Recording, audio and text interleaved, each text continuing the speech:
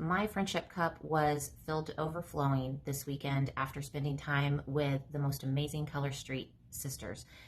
Spending time with such fabulous women will always and forever be my most favorite part about this little dry nail polish business that we do. There was so much amazing training at this weekend's retreat and so many takeaways. This is Sheila Forbes, my experiences from my very first leader retreat. I just wanted to say basically that I worked really hard to be able to go on this trip, and at the last minute, two girls that I was going to be going with had to cancel. I was pretty terrified to go to the retreat after that, because I knew I was going to be walking into a group of women that I did not know. Shanna always says that we are in this business for ourselves, but not by ourselves. And one of the things that I took away, one of the biggest things that I took away from this weekend, is this sense of community, just this sense of support that you get from all of the other ladies at retreat, from the other stylists all the way up the line to the senior leaders. Everyone is there to help you, to support you, to give you ideas and tips on how to grow your business. So it really truly is, it's a community effort by everyone that was there. I say to myself all the time, and to my team, to my girls, that the dry nail polish brought us here, but it's the friendships and the relationships that we build along the way that keep us here. Hey Hustle and Heart girls, it's Leslie Corup here, just doing a little video on our takeaways from Leadership Retreat. I picked this spot in my home because this kind of represents some of the things that were put into perspective for me this weekend. This has been hanging on my wall since August of 2018, and while I always knew that it was something that resonated with me, I really didn't know how much until this weekend.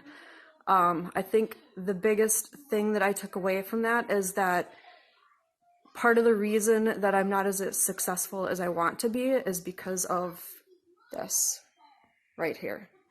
Perceived boundaries. And to get to the bottom of what my boundaries are, I need to start being a 3-year-old and keep asking myself why. What is my why? And then just keep asking. I am Sarah Kruzik. The biggest and most emotional thing that I was able to do was something that has been more than 2 years in the making. We've talked to or been trained about different ways of imagining yourself being able to make a certain amount of money. And there was always a chart that was like, if you had an extra $1,000, what would you do? If you had an extra $2,000 a month, what would you do? $4,000 and so on. And it kept doubling and doubling. And I was never able to let myself look very far in this big, long list of things. So this is what it is. It was like, it's probably backwards. $1,000, $2,000, $4,000, $8,000, and $16,000. And then the big, stupid money, $32,000 a month. And doing this, I have always just said, an extra $1,000 a month would be great. That would allow me to not have to check my bank account before I went to the grocery store, or before I paid for my kids' after-school care, or before I went and got gas in the car. And so that extra $1,000 a month has always just been where I kind of let myself stop. I sometimes would do $2,000 and say different things, but I was never able to go past that because in my mind it was so unattainable. And I did it this weekend, and I was able to write it down, and I actually wrote it and then rewrote it, so it was nice and neat. So I have it on here, and I did, what would the $1,000 a month do? I had said, it's what I just said, me not having to check the bank account, which would be incredible. $2,000 a month, I would start paying off credit card debt. I would be able to prove to my husband that this is for real. $4,000 a month, I would work half-time. My school is set up as half-time teachers, and so I would only be able to work half-time. And I could be at home with my kids after school, and that would be amazing. I'd also get myself a new car if I had an extra $4,000 a month. $8,000, I would stop teaching altogether, and I would be home with my kids. We would be out of debt. We would also, this is very exciting for me, I would hire a cleaning lady if I had an extra $8,000 a month. 16, and this is like, I sometimes could get to 4, maybe think 8 was stupid money, but it's not. So I let myself do $16,000 a month. I'm gonna cry. This is ridiculous. Oh, so I said that we would build our savings account and actually like plan for our retirement. Put money in my kid's account. I would get an actual like brand new car, not just a used car. And we would go on vacations without thinking about it, without questioning if we could, without thinking, what credit card are we going to put this on and when are we ever going to pay this off? So I'm letting myself think that that's possible. And $32,000 a month, I said it was stupid money. Like, that's so, who makes that? Who has the opportunity to make stupid money? Said we would build a house where we want, what we want with it, and all the extra stuff. And I would allow, my husband would retire and he would just work on cars for fun. And so the fact that I was able to like really write it all down and not be scared to write it all down was probably my biggest takeaway. My name is Caitlin Hassey, and my biggest takeaway from retreat this weekend was that everybody's journey is not the same. I think I joined this company on kind of like a whim, and it was something that I needed in my life that at the time I did not know that I really needed. And so for me, just knowing that everybody's journey is different when they join this business, and that's okay. I have a really hard time comparing myself to other people, and I see other people reaching ranks super fast. I want to know, like, what are they doing? Why isn't it working for me? And what I think I realized at retreat is that it's okay that my journey is not the same as everybody else's. It's okay that it's taking me longer to get where I want to be than Shanna. It's okay. And I think one of the things that really helped me this weekend realize is that I need to set goals for myself. I think in the past, I've always been scared of setting goals because I've always been scared of failing. And just to hear from all these like executive leaders that, they failed, but they got back up and they kept going and they learned from their mistakes, and that, their journeys were all different. But the one thing that was the same is that they all set goals for themselves and they worked really hard to achieve them. If there's one thing that I took away, it's that it is okay that my journey is different. Mine doesn't look like everyone else's. So it's just being content in who you are, working your business consistently, and when you do that, you're going to have success. Hey ladies, it's Heidi here. My biggest takeaway is about goal setting. So we've all heard about SMART goals, and if you haven't, definitely ask someone what a SMART goal is. But Sherry McAllister spoke about goal setting and how if we don't set goals, we are taking what we can get instead of getting what we want. So goals are super important, and she used a lot of analogies about how just simply setting a goal, don't be afraid that you might fail, but make sure you set a goal that's reachable and obtainable. And oftentimes we succeed and surpass the goal that we set. So if you have a goal in mind, write it down, set a time frame to get it done, and just wait to see what good things can happen. I'm Lauren Jezelowski. My biggest takeaway is setting goals. I'm going to be intentional about my goals and making sure that my daily activities are working towards my short-term and long-term goals. I'm going to track all of my sales along with my recruiting and all the activities that I do that work towards my goals. You see, I've never been a big goal setter. So at the end of the day, at the end of the month, I feel like I've been spinning my wheels and I've been unsuccessful. Tracking my goals and setting my goals is going to make me feel successful in my day-to-day activities, and it's ultimately going to make my business successful in the end.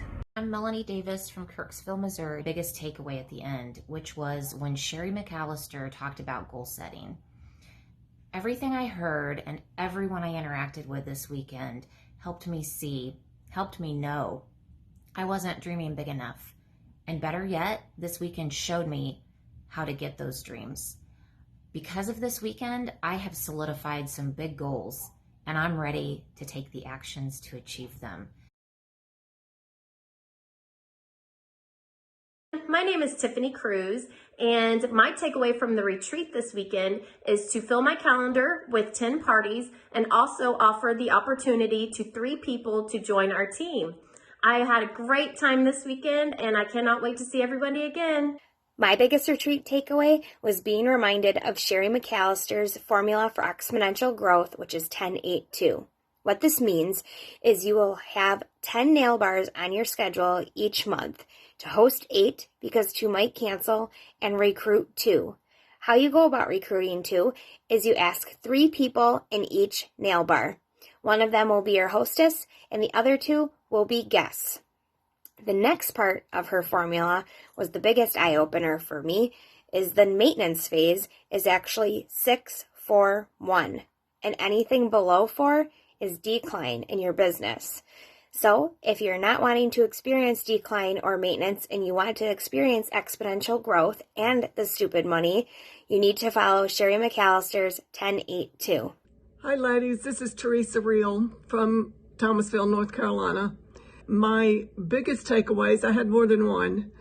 10-8-2, I'm a superhero and I'm going to build wide and be retired within 5 years. I'm Chris Dickinson, director here in Racine, Wisconsin.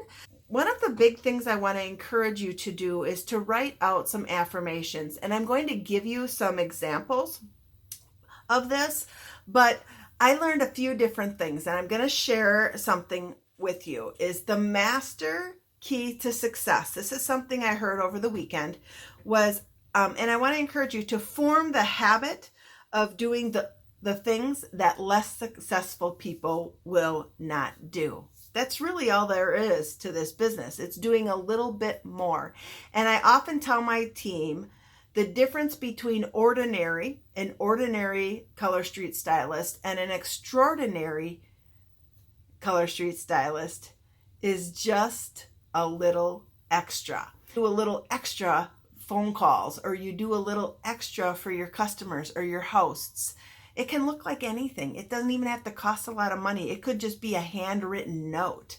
But when you do and you form those habits of doing the things that the less successful people won't do, you are going to find huge success. One quote that I absolutely loved that Megan Logue said was she used to think she wasn't good at sales.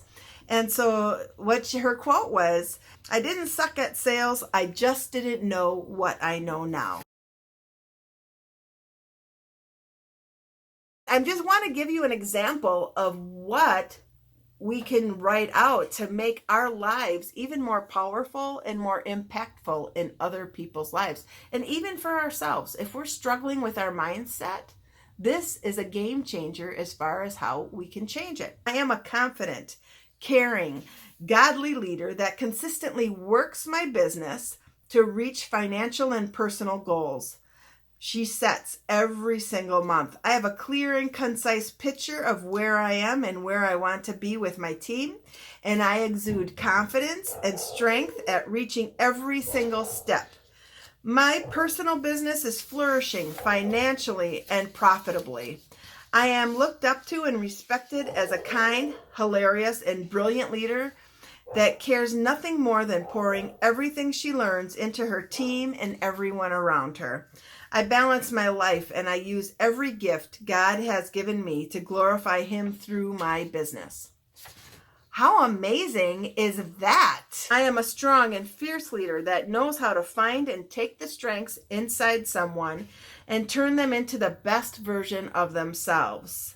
Through training, guidance, mentorship, and positivity, others realize their God-given potential and build a business to support their families and dreams because of my influence and training. I am a top leader, a senior executive leader, and I have a team of 1,000 ridiculously strong entrepreneurs that have taken control of their dreams. Together, we all give back in every way we can to make this world a better place. I love these affirmations. My name is Mary Catherine Nelson. I am from Brewton, Alabama. Two things that stood out to me, they're very unrelated.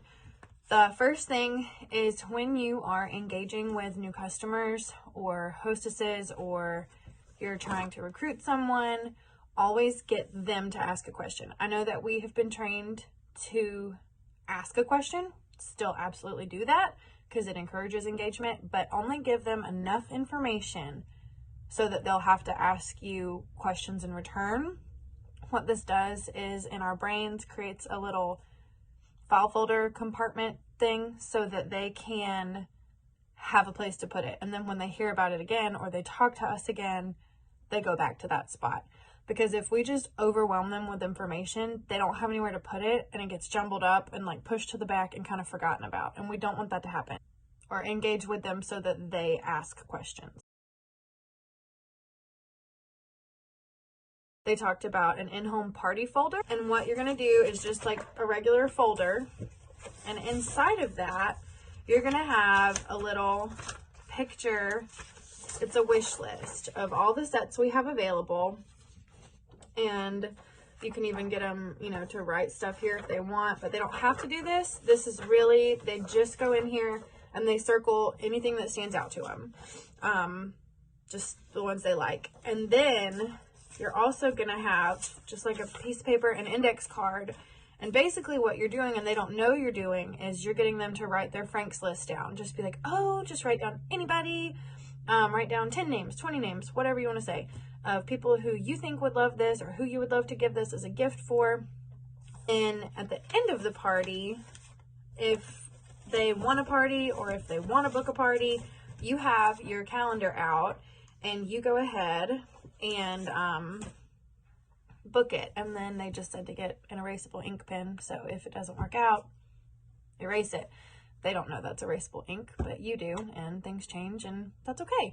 But you want to get your bookings on paper so they know about it. I make Hostess packet, Hostess with the Mostess, and their wish list, along with, you know, whatever else I want to send them. So if you had a bunch of those pre-made, you can give your Hostess packets to these people who are booking, and then I don't know if you give a free set or whatever, you can always give that after the party. That way they're getting all their Hostess information, they feel like they're prepared, and then they're more excited and engaged about it. My name is Holly Marco, and this weekend at Retreat we learned an insane amount of information. I wish we had time to share all of it with you, but I'm going to touch a little bit on a topic that we talked about quite a bit at Retreat, and also a topic that I've been most recently utilizing since I've been back from North Carolina. Facebook is the platform for most of our businesses, and as we all know, Facebook uses algorithms to determine who sees what and when and how and why. Tricks that were discussed were making your post your own. That way, Facebook will not detect repetitive posts and repetitive graphics, and more people will be seeing your posts. So just tweaking your information to make it sound more like you will better your business, so that way your customers can see it. Something I did not know is that Facebook tracks how long you stay on a post. So grabbing your customers' attention is super important, because if they are scrolling through, Facebook will not post that to other people because they feel that it is not important or fun. So making your posts your own and making them bright and cheerful and fun and just personable to you, so that way those posts will be seen to everyone that you want it to be seen to. A few tips with us, and 3 that stuck with me, are that your post is monitored in the first 90 minutes after you post for interaction. The more reactions and comments it gets, the more it will be shown to people on Facebook. Also, a picture with a face in it will be shown to people more than a picture without a face in it. So she suggested, instead of just a selfie, to do a selfie selfie and have both. Also, Facebook does not like you to go too fast, so keep your posts at least 5 minutes apart. Also, we heard an awesome talk about the comp plan, getting down into the details of it, and I learned a lot about how much income you can unlock as you grow your business. So the key to that is to stay consistent and work your business every day and keep unlocking those new ways to make income. My name is Megan Logan. My biggest takeaways is that there are things that we aren't doing in our parties that we could totally be doing in our parties to make them so much more personal. One of those things is to, on our How Do You Know the Hostess post, to actually add a picture of the hostess. Like, who would have thought of that? So that is just one way to keep it personalized and like intimate with your hostesses and your guests at the party. Another thing is having your hostess actually go live and show their nails or post a selfie nail feed. And yes, I have naked nails right now, but post a selfie nail feed because Facebook algorithms love faces, and to show that they love the nails, and that will boost the algorithms in the party, and that will also show the guests that their friend actually loves this product and that it's not just some weird party, okay? So those are just two things that can make your parties more personalized and super simple little tweaks that you can do. And then having your hostess actually send out a follow-up message as well as yourself. So I hope that helps.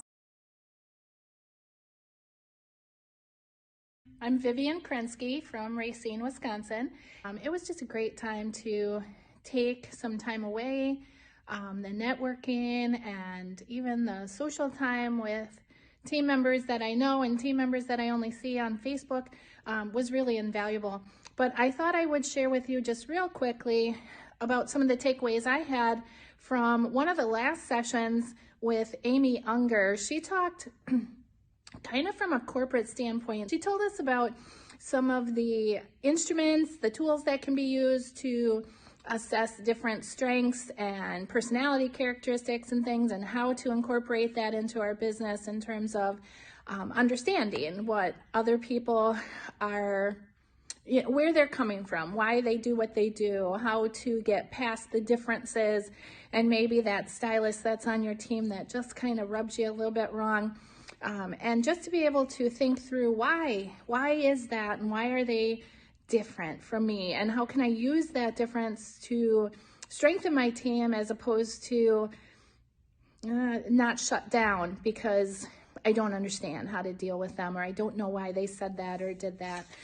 So kind of some fun things. But first tool she talked about was the 5 love languages, and I think we've probably all heard about that in one form or another. But she talked about not only knowing your love languages, but getting to know that of your team. What makes them light up? What makes them energize? And working with that to really leverage, the things that you do, the things that you say, the things that you give, the time that you spend, that sort of thing, so that they understand that you know what's important to them, and you're trying to make that happen as well. But she talked about a couple of tools that I was less familiar with, and one of them I really found interesting was something called the VIA Institute, but it's character attributes, things like do you value honesty? Are you brave? Do you like to learn new things? Do you finish what you start? Are you persistent? Those kind of characters. This particular character training looks at those softer skills, so you can know what you're strong at, you can know what you're weakest at or less concerned with maybe, and then incorporate that. Brittany coming at you.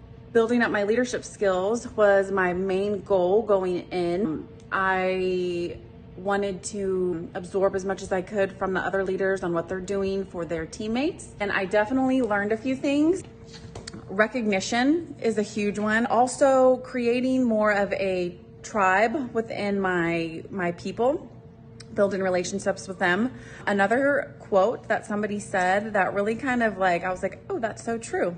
We can't instantly increase our day jobs, so we decrease our daydreams.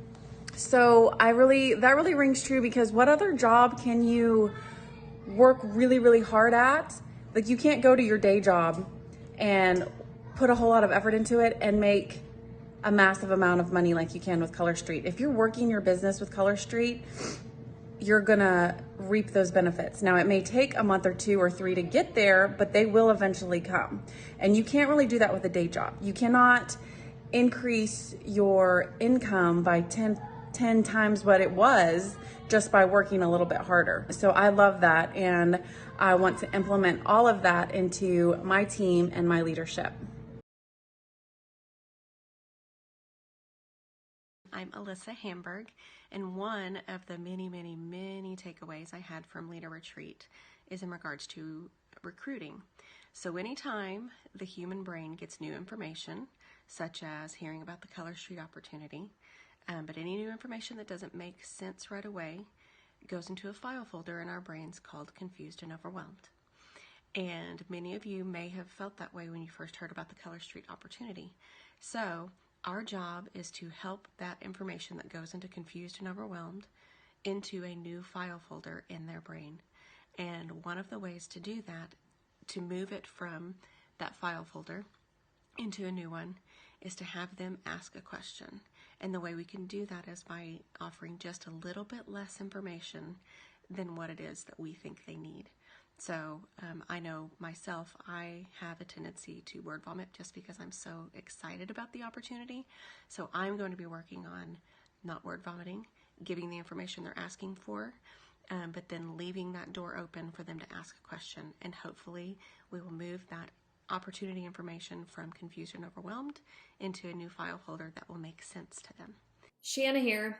My biggest takeaway from this year's retreat was really on sponsoring and focusing on determining your niche stylist and then showing up in that way. So an example would be pick 3 people that come to mind that you'd really love to lock arms with and run in this business with you. Then what you'll do is you'll write down 3 characteristics or attributes that each of them carry that really attracts you to them. So maybe examples are that they're very driven, they are maybe loyal, hardworking, fun, maybe they're money motivated or success driven, and you can just feel that and are attracted to that in them.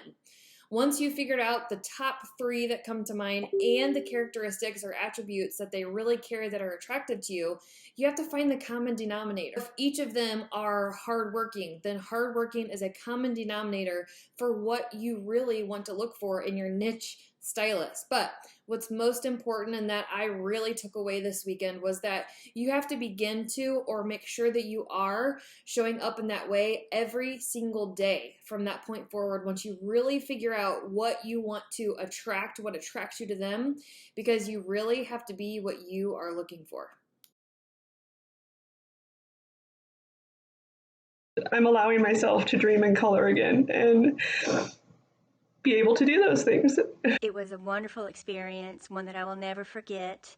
I'm so glad that I went, that I listened to Shanna when she told me to come, and it would change my life, it would change my business, and it did. 2020 is my year, and I would love to work with you too to make it your year and encourage you through Hustle and Heart and through Shanna. We are going to have an amazing year, and today is the first day. I hope to see each and every one of you next year at Leadership Retreat. Have a wonderful day.